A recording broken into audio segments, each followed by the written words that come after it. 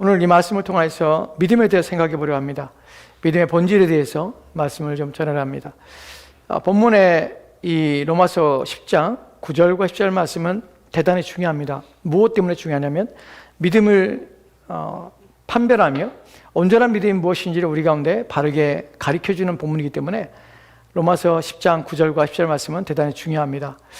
중요한데 문제는 무엇이냐면 이 말씀에 담겨져 있는 의미를 제대로 인식하지 않고 이 본문을 읽기 때문에 본문이 주는 유익함들에 대하여 사람들이 얻지 못한다는 것이에요.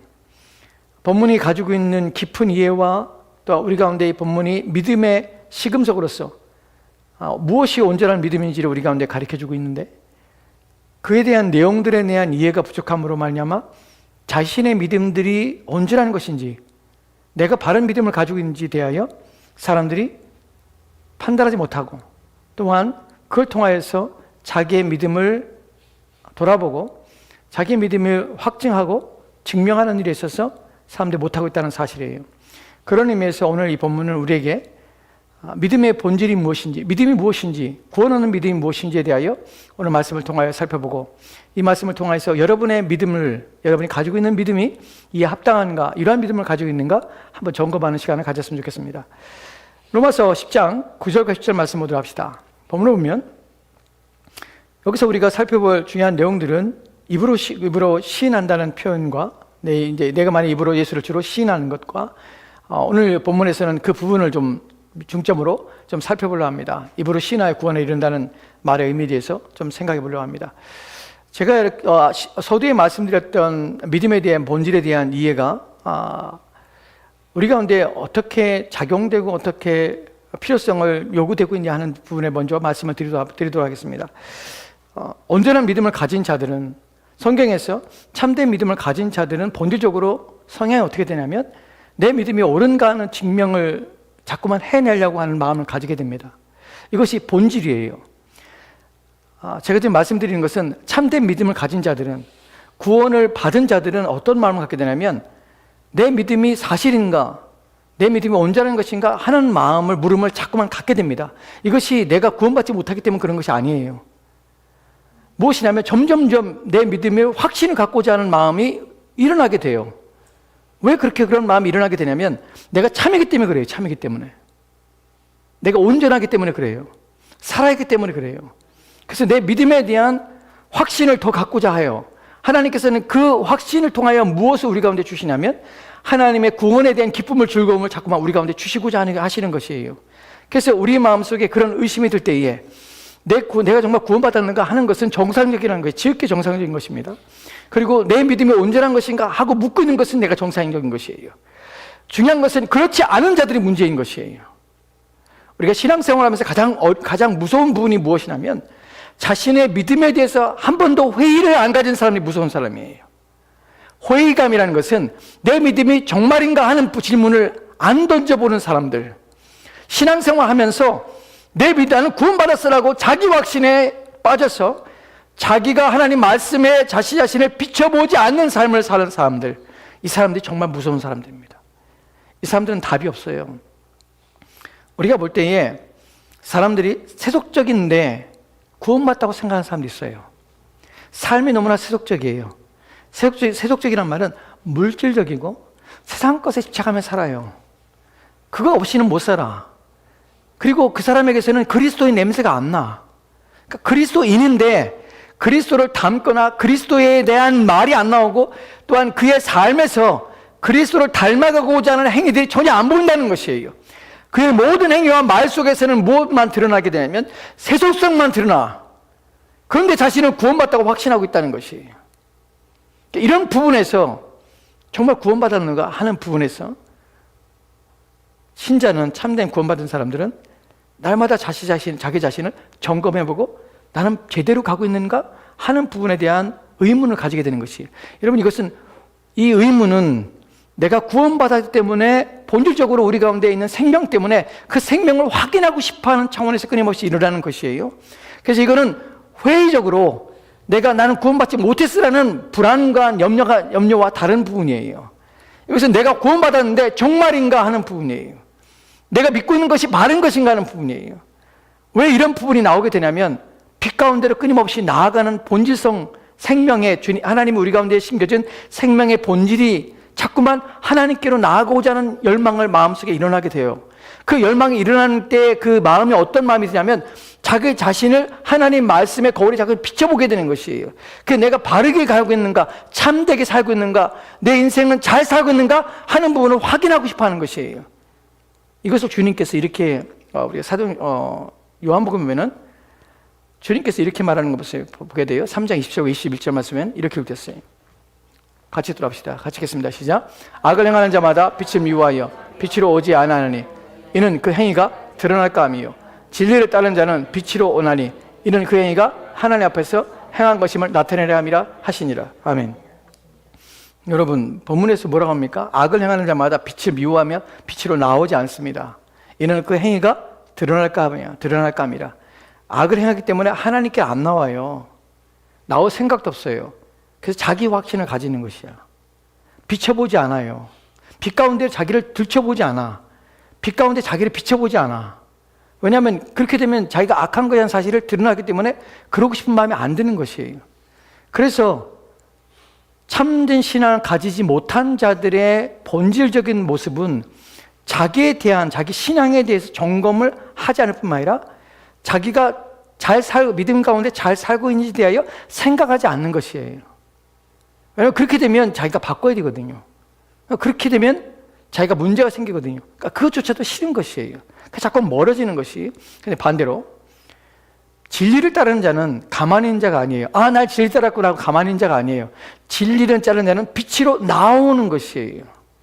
자기를 자꾸 확신하고 싶어 하는 것이에요. 왜냐하면 그 행위가 하나님 앞에, 하나님 안에서 행한 것임을 나타내고 싶은 것이에요.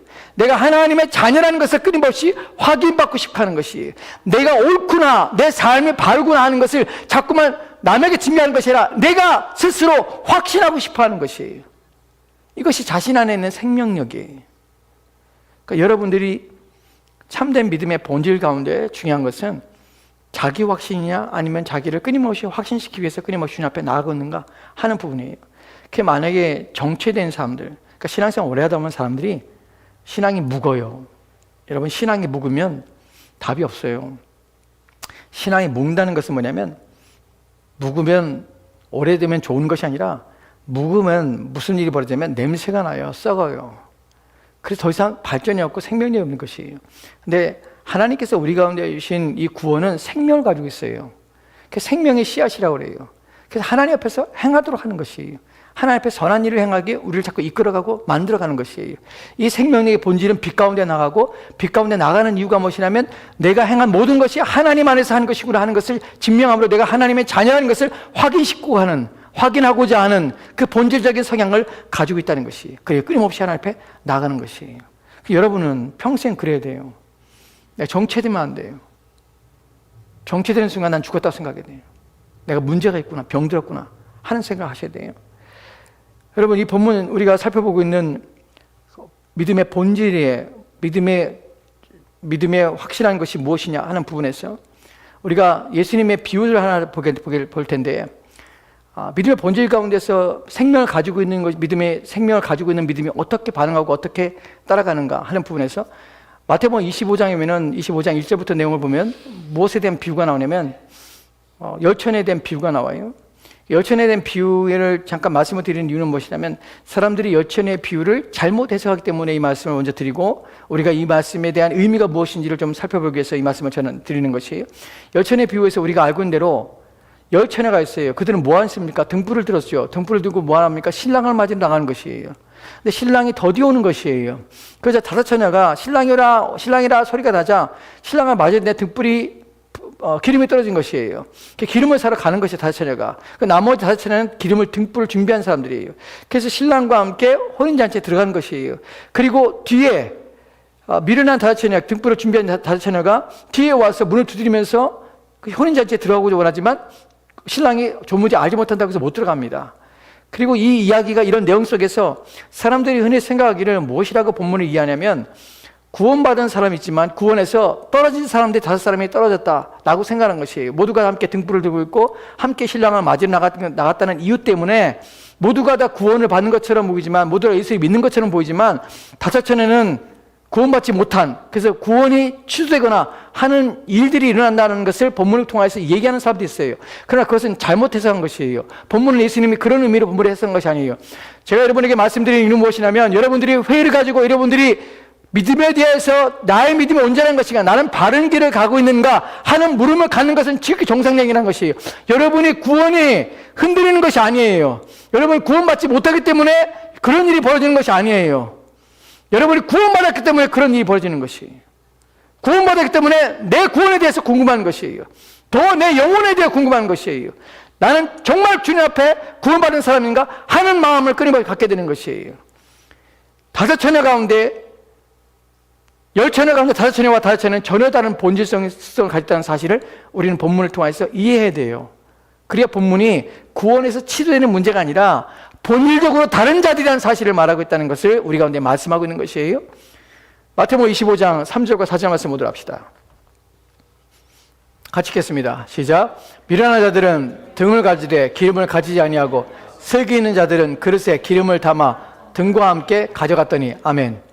본문에 보면 미련한 자들은 등을 가지되 기름을 가지지 아니하고, 여기서 미련한 자들과 슬기 있는 자들 두 부류가 구분돼서 나옵니다.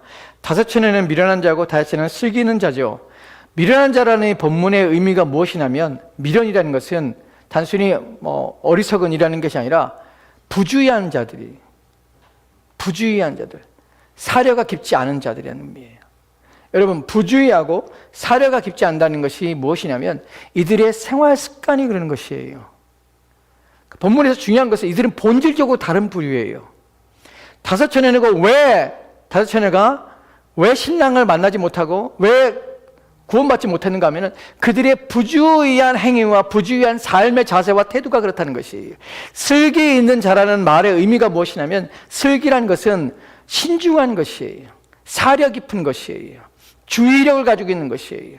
인생을 보는 데 있어서, 중요하게 인생을 살아가는 데 있어서 자기의 삶에 대해서, 내 인생에 대해서 주의를 기울이고 사는 사람, 신중하게 인생을 사는 사람, 나의 믿음에 대해서 고려하며 믿음을 주의 있게 살펴서 내가 과연 온전한 믿음 가운데 있는가 하는 것을 끊임없이 생각해보고 점검해본 사람, 이 사람이 바로 신자라는 것이에요. 슬기로운 다섯 처녀는 바로 이런 자들인 것이에요. 믿음의 본질 속에 중요한 것은 뭐냐면, 구원받은 믿음을 가지고 있는 자들은 끊임없이 자기 점검을 한다는 것이에요. 신중하게 자기의 삶을 돌아보는 자들이에요. 자기의 영혼에 대해 무한한 관심을 가지고 있는 자들이에요. 내가 혹시 하나님 앞에 온전치 아니하면 어떻게 될까? 내가 하나님의 진노에 빠진다면 내 영혼이 얼마나 비참할까 하는 것을 늘 생각하여서 내가 바른 길, 온전한 길을 가고 있는가 끊임없이 자신을 점검하는 자들이에요. 그러나 미련한 다섯 처녀는 신중하지 않을 뿐만 아니라 부주의하며 사려 깊지 않습니다. 자기의 신앙에 대해서 돌아보지 않는 것이에요. 이 땅에 사는 동안에 우리가 함께 교회 생활하고 함께 교회 오고 예배 드리고 함께 하는 것들에서 여기는 구분이 없습니다. 그러나 중요한 것은 이 땅에 살아서 우리가 함께 예배 드리고 함께 신앙생활하는 것이, 그것이 중요한 것이 아니라 주님이 오시는 그날에 누가 주님 앞에 나갈 것이며 누가 주님 앞에 버림받을 것인가, 그 자리가 더 중요한 것이에요. 여기서는 눈에 보이지 않지만 그날에 보이는 것이에요. 그날에 구분되는 것이에요. 그래서 그날에 오기 전에 우리는 우리의 믿음에 대해서 고민해 봐야 되는 것이에요. 다른 어떤 것이 중요한 것이 아니라 내 영혼에 가장 중요한 나의 믿음이 참인 것인가 하는 부분에 대하여 여러분이 끊임없이 점검하고 끊임없이 살펴야 되는 것이에요. 이 부분에 대하여 바울이 고린도후서 13장 5절 말씀에 이렇게 말하는 것을 보게 됩니다. 같이 읽겠습니다. 시작. 너희는 믿음 안에 있는가? 너희 자신을 시험하고 너희 자신을 확정하라. 예수 그리스도께서 너희 안에 계신 줄을 너희가 스스로 알지 못하느냐? 그렇지 아니하면 너희는 버림받은 자니라. 아멘. 아멘. 본문에서 너희는 믿음 안에 있는가? 너희 자신을 시험하고 너희 자신을 시험해보고 테스트해보라는 것이에요. 여기서 공식적으로 우리 가운데 주어진 것이에요. 내가 믿음 안에 있는가 끊임없이 살펴보는 것이에요. 우리가 첫 번째 살펴본 중요한 내용이, 참된 믿음의 본질은 끊임없이 자기를 시험하고 자기의 믿음이 온전한 것인가를 테스트하고 점검하는 일에 게으르지 않는다는 것이에요. 이것이 살아있는 믿음을 가진 자들이 날마다 일상 속에서 자신을 살피는 모습이에요. 이제 또 다른 부분을 보도록 합시다. 다시 로마서 10장 9절과 10절 말씀 보도록 합시다. 본문에서 내가 만일 내 입으로 예수를 주로 시인하고 또 하나님께서 그를 죽은 자 가운데 살리신 것을 내 마음에 믿으면, 여기서 두 가지를 봅니다. 믿음의 본질이에요. 본질의 두 가지는, 첫 번째는 입으로 시인하는 참된 고백이 믿음의 본질에 속한 것입니다. 두 번째로는 마음에 믿는 것이 필요합니다. 믿음에는 고백이 필요하고요, 두 번째로는 믿는 것이 필요해요. 첫 번째는 고백이 무슨 고백이 되냐면 예수를 주로 고백하는 것이 필요하고요, 믿는 것은 죽은 자 가운데 살아난 것을 믿어야 하는 것이에요. 두 번째 부분은 우리가 다음 시간에 살펴보겠지만, 첫 번째 부분을 보도록 합시다. 우리가 입으로 고백한다고 참된 고백이에요. 참된 고백은 예수를 주로 고백하는 것이, 우리가 지난 시간에 주라는 말에 있어서 사용되는 세 가지 용법이 있다고 말씀드렸어요. 주라는 단어가, 퀴리오스라는 이 단어가 Sir, 존칭이에요. 선생님이라고 번역되는 의미가 있어요. 두 번째로는 황제를 신격화해서 부르는 황제에게 주라는 표현을 써요. 세 번째는 신적인 존재에게 쓰는 것이에요. 그러나 바울은 이런 내용들 속에서 주라는 단어를 사용하지 않았다고 말씀드렸어요. 주라는 단어는 히브리어의 헬라어 번역에서 히브리어의 여호와라는, 하나님이라는 단어를 주라고 번역한 것이에요. 그래서 바울이 여기서 말하는 주는 누구냐면 하나님이세요. 근데 여기서 하나님이라는 것은 무엇을 의미하냐면, 어떤 하나님이냐면 사람이 되신 하나님이에요. 사람이 되신 하나님이라는 의미는 무엇입니까? 하나님께서 사람이 되셨다는 것이에요. 주로 믿는다는 것은 단순히 그분이 하나님이구나 나는 것이 아니라, 그분은 사람이 되신 하나님이 있는 것이에요. 그분이 어떻게 사람이 되셨습니까? 어떻게 사람이 되냐면 성령의 능력으로 사람이 되신 것이에요. 성령의 능력으로 인간 마리아의, 동정녀 마리아의 태 속에 잉태되신 것이에요. 사람에 의해서 잉태된 것이 아니라 성령에 의해서 잉태되어서 그가 마리아의 뱃속에서 그의 피와 살을 취하심으로 사람이 되신 것이에요.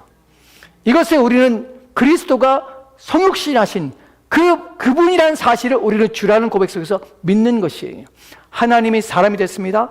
사람이 어떻게 됐습니까? 성령 하나님에서 된 것이에요. 성령 하나님께서 동정녀의 마리아의 살과 피를 취하심으로 인간적인 방법이 아니라 성령의 능력에 의해서 하나님이 사람이 되신 것이에요. 창조주가, 또한 만물의 주인 되신 그분이 인간 안에서, 인간에 의해서 돌보심을 받고 인간 속에서 살아나며 인간에 의해서 사람으로 되신 것이에요.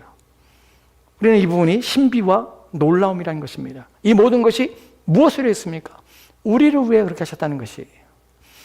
놀라운 것은 동정녀 탄생에 대해서 복음서에서 나오지만 서신서에서는 동정녀 탄생에 대한 얘기가 하나도 나오지 않습니다. 그래서 어떤 사람들은 서신서에서, 즉 교회에 보낸 편지에서 동정녀 탄생에 대한 얘기가 기록되지 않았다는 이유 때문에 동정녀 탄생은 초대교회가 믿지 않은 것이라고 여깁니다. 그러나 그것은 사실과 다릅니다. 동정녀 탄생을 서신서에 기록하지 않은 이유와 복음서에만 기록한 이유는 무엇이냐면, 이것은 초대교회의 모든 사람들이 동정녀 탄생에 대한 기본적인 믿음을 가지고 있다는 것이에요. 모두가 다 동의하며 모두가 다 믿을 수밖에 없는 사건이라는 것을 이미 고백하는 것입니다. 우리가 주라고 고백한다는 사실은 하나님이 사람이 됐을 뿐만 아니라 그 사람이 되심은 성령의 능력으로 된 것이고, 동정녀 마리아에게 탄생되었으며 그분은 죄가 없이 이 땅에 오신 분이시며, 또한 만물과 모든 피조물의 주인 되신 그분께서 이 땅에 오셨다는 사실입니다. 우리가 빌립보서 2장에 보는 것처럼 주님은 어떤 분이 어떻게 오셨습니까? 그분이 사람을 치우실 때 그런 근본 하나님의 본체셨습니다. 하나님 본체로 하나님과 동등된 분이시지만 동등된 것을 취할 것으로, 내가 요구할 것으로 구하지 아니하셨습니다. 그리고 자신을 낮추셨습니다. 자신을 비워 종의 형체를 부셨습니다. 사람이 되신 것이 누구를 위해 그렇게 했습니까? 바로 우리를 위해서 그렇게 하신 것입니다. 이것이 우리가 주라고 부르는 예수 그리스도의 내용입니다. 우리는 이것을 믿는 것이에요.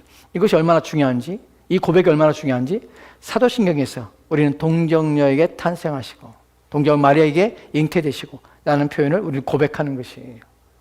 이 분위기에 담겨져 있는 것이, 또 중요한 것은 그리스도는 사람이 있다는 사실에서 디모데전서 3장 16절 말씀은 이렇게 읽습니다. 디모데전서 3장 16절 말씀 보도록 합시다. 같이 읽겠습니다. 시작. 그도다 경건의 비밀이여 그렇지 않다 하는 이 없도다.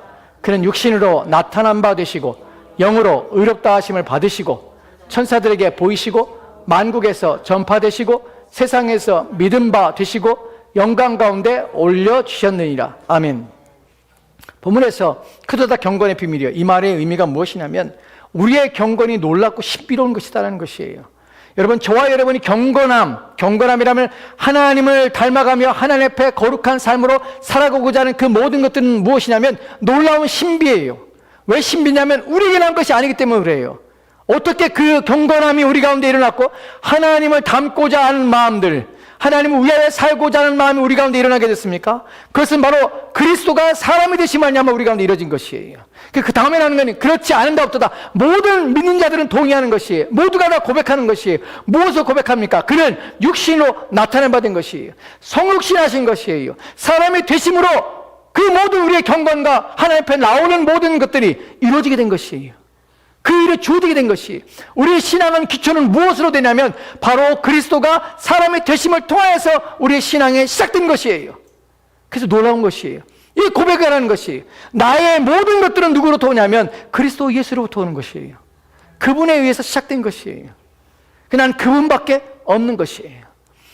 영어로는 의롭다 하심을 받고, 한글 성경에 영어로 의롭다 하심을 받는다고 표현했지만 성령에 의해서 옹호되고 변호됐다는 것이에요. 성령에 의해서 증명됐다는 것이에요. 그분은 성령에 의해서, 성령의 능력으로 증명되신 하나님이라는 것이에요. 사람으로 나타났지만 하나님이라는 사실이에요.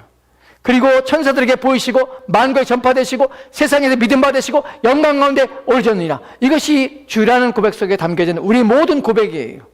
이 고백을 하고 있냐는 것이에요. 문제는 이 고백을 하는데 불구하고 어떻게 세속성 속에 살고 있냐는 것이에요. 어떻게 물질적인 삶을 추구하며 그것을 위하여 인생을 다 허비하며 그것들을 삶의 가장 중심에 놓고 인생을 살 수 있겠는가 하는 부분이에요.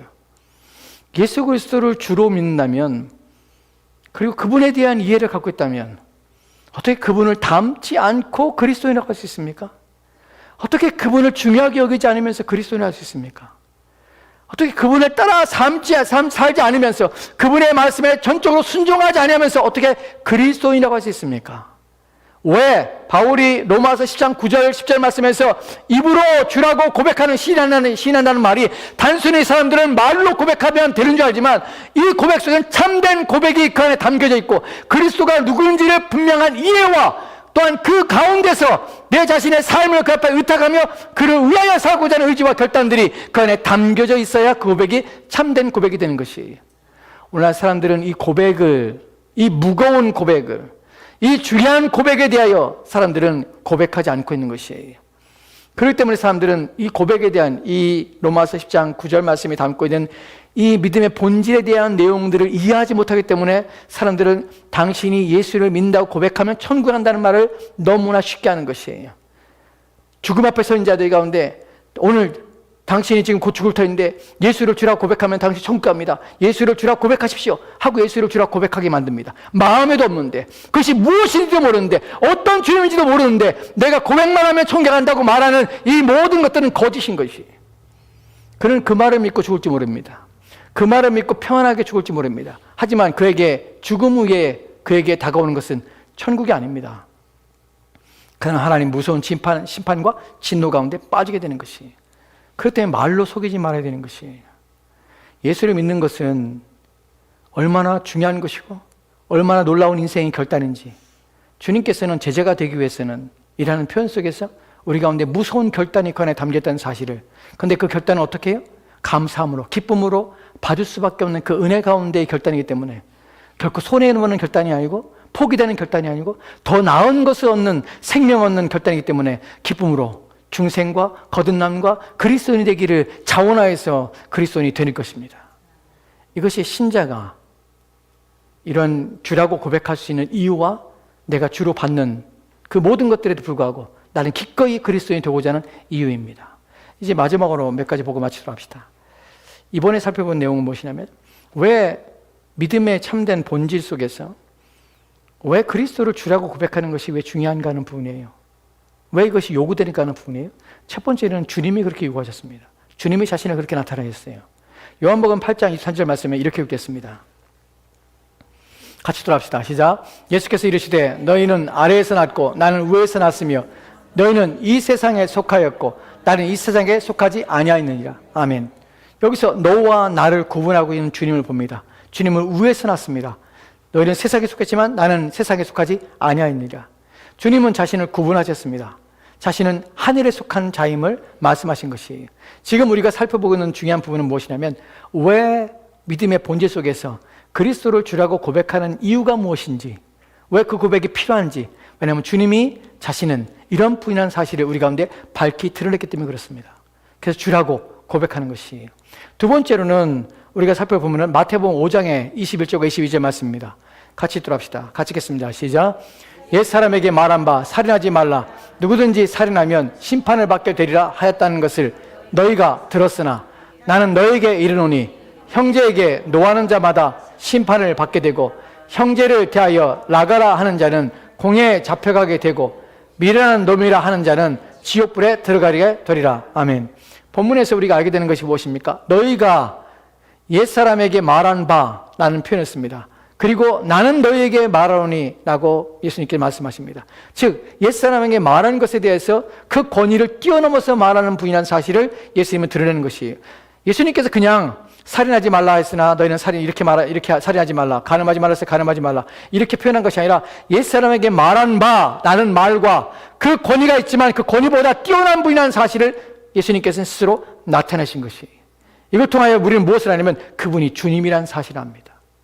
모든 말씀의 권위가 그분으로부터 한다는 사실을 알아요.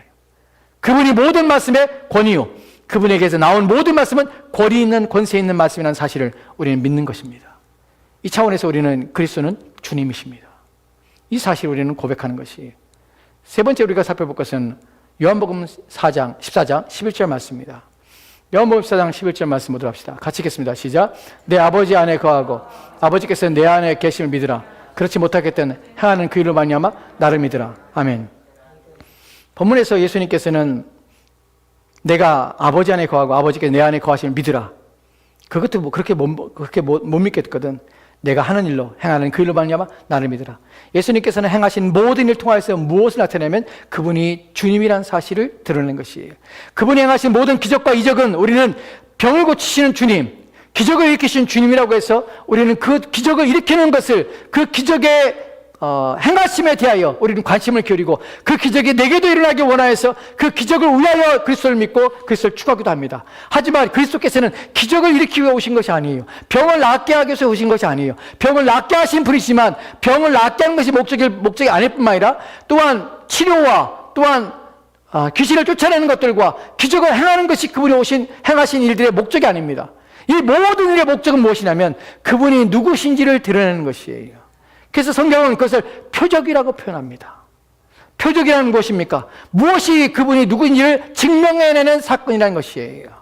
모든 기적은 그리스도가 하나님이심을, 주이심을 고백하게 하는, 주이심을 나타내는 중요한 내용이라는 사실입니다. 우리는 이러한 사실을 통해서 그분이 행하신 일들, 또한 그분이 말씀하신 권위에 대해서, 또한 그분께서 자신에 대해 표현하신 내용 속에서 우리는 그분이 주님이라는 것을 나타내시며 드러나셨기에 우리는 예수를 주라고 반드시 고백해야 됩니다. 참된 고백이, 그 고백이라는 것은 내가 그걸 믿는 것이에요. 그리고 그대로 순종하는 것이, 그분을 대하는 것이, 내 고백에 맞게 그분을 대하는 것이에요. 왜냐하면 이런 부분들이 필요한 이유가 무엇이냐면 오늘날 많은 믿는 자들과 많은 믿음이라는 내용들을 가르쳐주고 많은 사람들이 믿는다고 합니다. 근데 웃긴 것은 무엇이냐면 우리가 동일하게 믿는 그리스도인이라고 표현하고 있어요. 나도 그리스도인이고 자기도 그리스도인이라고 해요. 그런데 문제는 같은 그리스도인이면 믿음의 내용이 같아야 돼요. 근데 믿음의 내용이 다르다는 것이에요. 여러분, 신앙의 성숙의 다름이 있을 수 있습니다. 깊이가 다를 수 있습니다. 그런데 문제는 믿음의 내용이 다를 수 없는 것이에요.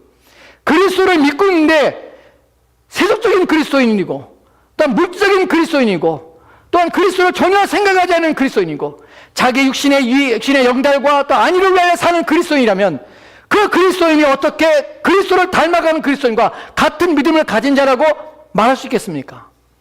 다름이 있는데 우리는 이런 다름 속에 살고 있어요. 틀림입니다. 이것은 같은 것이 아니에요. 이렇기 때문에 우리는 참된 믿음의 본질에 대하여 귀를 기울이고 살펴봐야 되는 것이에요.